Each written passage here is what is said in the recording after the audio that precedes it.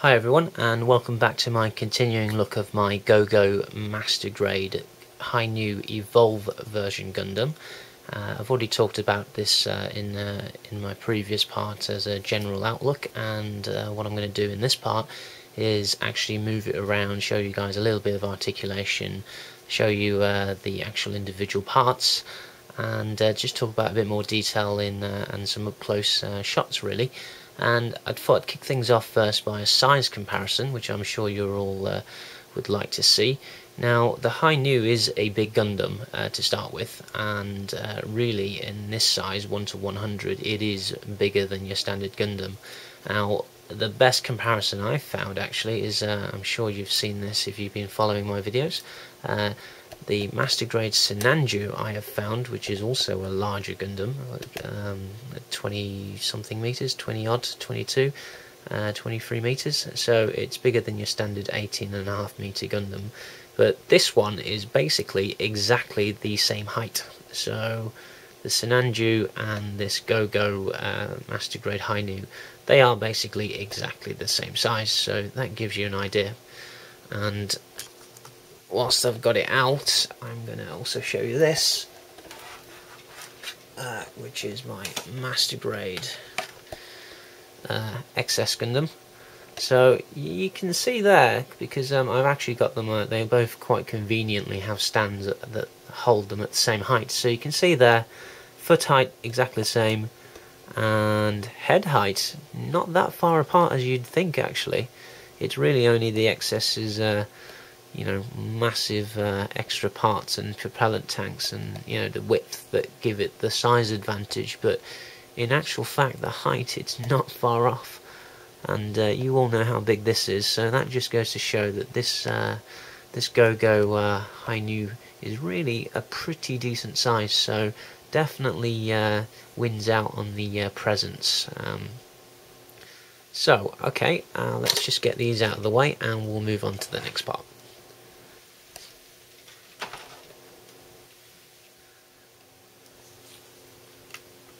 Okay, so let's take a slightly closer look, and the thing with this kit is, like I said in the previous part, the build quality is not fantastic, and the bits they don't fit together all that well, so when you try and move them, I'm sure you're going to see, then things are going to start falling off. Now, I don't really like doing the sort of arbitrary articulation, because I find it's a bit pointless whether his head can go 360 or not, because when are you going to display his head facing backwards? But I'll just give you an idea on what he can do. I'll just stick him in a few poses for you, and hopefully that will give you some idea on what you can and can't do with this kit. So oh, his joints are a little bit loose, so that gives you an idea.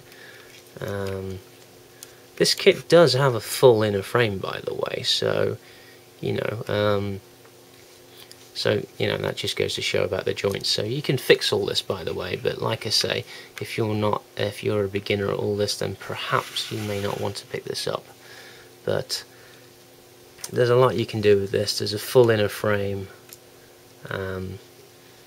You can move the torso, all the normal stuff. I'll just show you as much as I can, and I will be moving all these parts out individually in the later section of this video, just to show you guys. But really, there's a fantastic amount of detail in these kits. So back skirts, and here's the leg. So you can see here you've got the split armour, and you'll see the knee rotating around as well. So quite a lot of detail here, just like a normal Bandai kit. And then even the foot, split armour again. This kind of goes up, and well, it points down like a lot of Gundams can, but this one actually allows for a lot of play in going up as well, so you're going to get that kind of kneeling effect that a lot of Gundams can't sort of manage. So, and internal detail, there's quite a lot going on here, and there goes the gun and the binders. Okay, I think the only thing to mention is this tail stabler does not move, it's stuck like that. and if you try and move it, the whole kit will come apart. So that's just stuck. And the one of the annoying things, but I guess this is maybe one of the traits from the resin kit, is that these binders, these parts, they don't actually they can go sort of in and out sideways like this, but they can't sort of rotate upwards, so you can't get a more sort of dynamic kind of angry look. What you can do though is move these fins, so you know you can give it the impression that it's flying forwards or backwards and whatnot. And they do all individually move, and they do sway in and out like this as well as apart, and you can take them out as well. So there's a, and they go like this. So I'll show you these in a little bit more detail in a little bit, but let's break him down a little bit and I'll show you some more detail as we go. So first of all, the shield, and this is straight away you're going to tell that this was from a resin kit.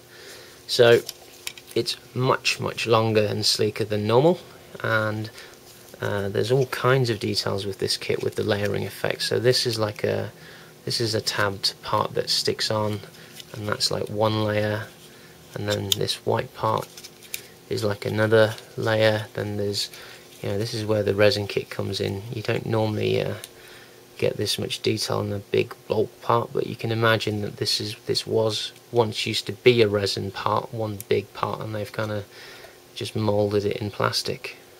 So a very nice looking shield, and there's a few parts here which I haven't even you know, put together yet because it requires a bit of glue, and I talk more about that in the previous part, so just have a look at that if you want to see what I mean.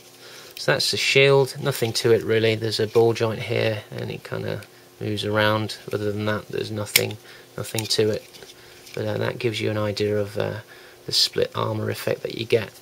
So really cool how the running theme of this kit with the split armor even shines through with the shield. So that's quite rare to see in my opinion. So that's nice. The only thing I found with this kit that's not color accurate is this part of the shield, which I think is meant to be blue. So that's the only thing I haven't seen that will actually require paint. But you know, we're going to be painting all this the whole of this kit anyway, so that doesn't really matter. Okay, now let's get on to the arms. So actually, no, we'll start with the head. Now, I find the most disappointing part about this kit is probably the head, actually, because it's styled nicely and all that. I mean, don't get me wrong, I mean, I've always liked the RX-93 design anyway, and it looks cool and all that, but this head is by far made up of the fewest parts compared to the rest of the kit. I mean, everything else is extremely detailed, made up of many parts, much more than your average Bandai kit, but the head has a kind of a high-grade complexity to it, so it's kind of like just two halves sandwiched together. Front face plate, I mean, they've made the kind of goatee a slightly different colour, which is cool, and they've also made the jewel a different colour, but really there's not very many parts with this, so it's kind of like a high-grade quality. So that's the only disappointing part when you compare it to the rest of the kit. I mean, I say disappointing, but it still looks really nice. So, you know, it just takes a little bit more painting and delicate painting to get it looking right, I guess.